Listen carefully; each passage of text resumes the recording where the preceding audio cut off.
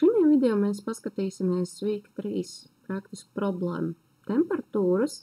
Tad šajā gadījumā mums jāpatrenējās ar gatavām struktūrām un ar kārtošanas algoritmiem. Mēs apskatīsimies pašu vienkāršāko risinājumu, taču tas nav vienīgais. Ja jūs paskatīsieties pie week 3, šortos redzēsiet, ka ir gan meklēšanas, gan kārtošanas algoritmi, vēl arī citi.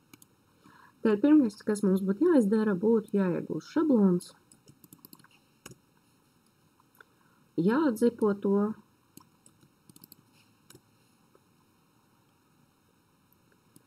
jāizdzēš zip fails un jāsamaina tātad terminālam atrašanās vieta. Attiecīgi atvērsim failu un redzam, ka te viss kaut kas jau ir priekšā. Tad pirmais, kas mums būtu jāņem vērā, ka parādās šāds te define, kurš ļauj definēt skaitli, kurš ir nemainīgs visas programmas dzīvē, bet mēs viņu varam visu laiku izmantot. Faktiski to mēs varētu nosaukt par konstanti. Tālāk ir typedef struct. Tātad tā visa kopumā ir struktūra, tātad jau gatavs aprakstīts lietiņa. Šī gadījumā tā ir vidējā temperatūra, un vidējo temperatūru apraksta teksts ar pilsētas nosaukumu un vesels skaitlis ar temperatūru. Šī gadījumā, protams, temperatūras ir Fahrenheitā, lai varētu nodrošināt šo te veselo skaitli, bet tas mums netraucēs. Tātad jebkurai vidējai temperatūrai piemīt pilsētas nosaukums un temperatūra. Tālāk mums tiek paredzēts, ka visas šīs te informācijas par vidējo temperatūru mainīgajā temps tiks saglabātas. Tātad konkrēta vietiņa, kurai mēs piešķiram savu datu tipu, un tas būs masīvs, kurām būs konkrēts skaits elementu, tātad šie te 10 elementi. Tad mēs varam definēt paši savus datu tipus, kas sastāv no vairākām daļām, no vairākiem citiem datu tipiem. Un mums būs funkcija sakārtot, kurā mēs varam pielietot jebkuru no kārtošanas algoritmiem. Galvenajā programmas daļā mums tiek definētas jau kaut kādas vērtības, tātad, piemēram, 0. indeksā ir Austina ar 97 grādiem, 1. Bostona ar 82 un tā tālāk. Tad šī lieta mums nav jāvada, pēc ievadas seko sakārtošana un tad seko izvadīšana. Mums ir jānodrošina tikai un vienīgi sakārtošana. Un kārtojot mēs varam tātad iet kaut vai cikliski cauri pa vienai un salīdzināt ar iepriekšējo vai nākamo temperatūru. Tātad tas būtu pats elementārākais variants, kā sakārtot, jo tas nozīmētu, ka mums būtu diezgan daudz reizes jāiet cauri visam. Turklāt, lai samainītu ar vietām vērtības, mums būs nepieciešams kāds papildus mainīgais. Tātad, lai izveidot papildus mainīgo, mēs sakam, ka mums ir mūsu jaunizveidotais average temperature datu tips, kur mēs piešķiram mainīgajam tempu. Lai izietu visam cauri, mēs veidojam for ciklu. Tas pats int i ir no 0 līdz i ir mazāks par mūsu konstantu num cities. Turklāt atceramies, ka kaut kādā momentā mums parādīsies vēl kaut kas te papildināms. I++.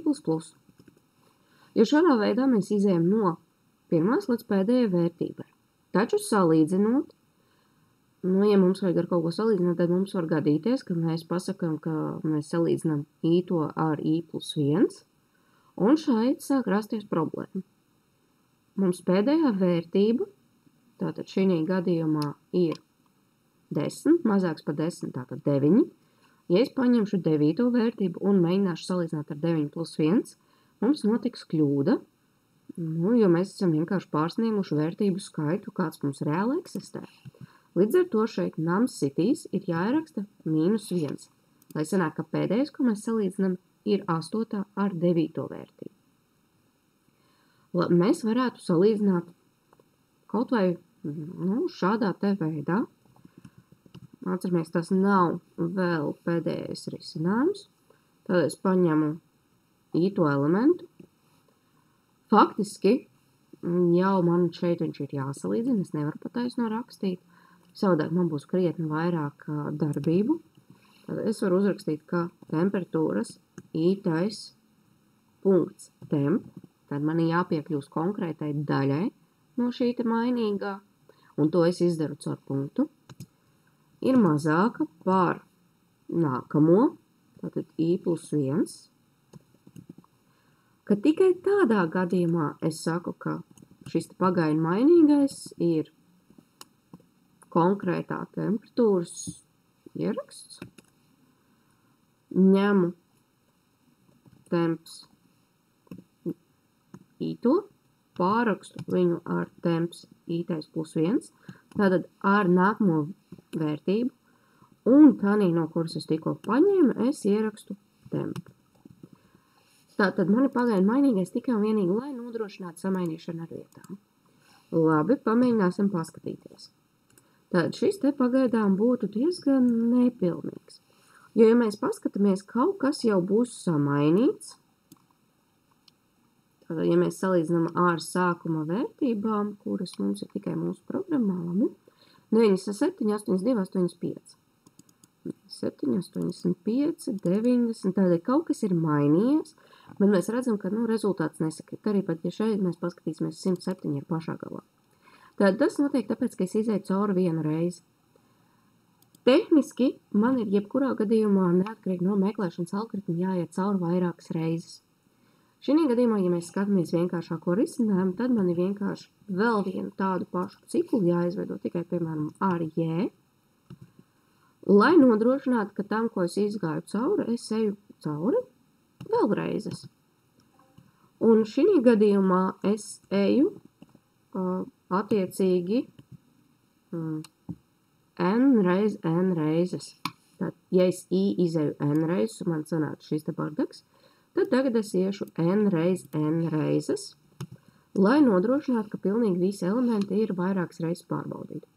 Attiecīgi kodu, ko es iepriekš rakstīju, es varu ielikt iekš for cikla, jāpaskatās tikai tabi, un šeit man jāskatās, ka es jau skatos nevis I to, bet J to elementu. Tad to es skatos pēc paša iekšējā kā cikla. Ja es izmantotu kādu sarežģītāku algoritmu, tad es varētu, piemēram, darīt nevis n reizes, bet nedaudz mazāk reizes. Šis te ir aptuveni bubble sort. Bubble sort jau ir arī iespējams pamainīt šeit mainīgos līdz kuram, no kura, tādējādi samazinot arī cauri ejošo reižu skaitu. Ja mēs skatīsimies sarežģītākus algoritmus, tad, piemēram, selection sorts, merge sorts, var samazināt, vismaz par kādu procentu šo te cauriešanas skaitu, piemēram, līdz log no n. Tātad skatāmies, cik efektīvi vēlamies, varam pamēģināt pašu vienkāršāko, varam pameklēt arī kādu sarežģītāku algoritmu, kas atvieglos meklēšanu arī no gaidīšanas viedokļa. Jo, ja šim algoritmam iedošu, piemēram, 10 000 vērtības, tad būs diezgan ilgi jāgaida, līdz pat vairākām sekundēm. Ja es ņemšu selection vai merge sort, tad attiecīgi es samazinu savu gaidīšanas laiku uz to, kamēr programma izpildās.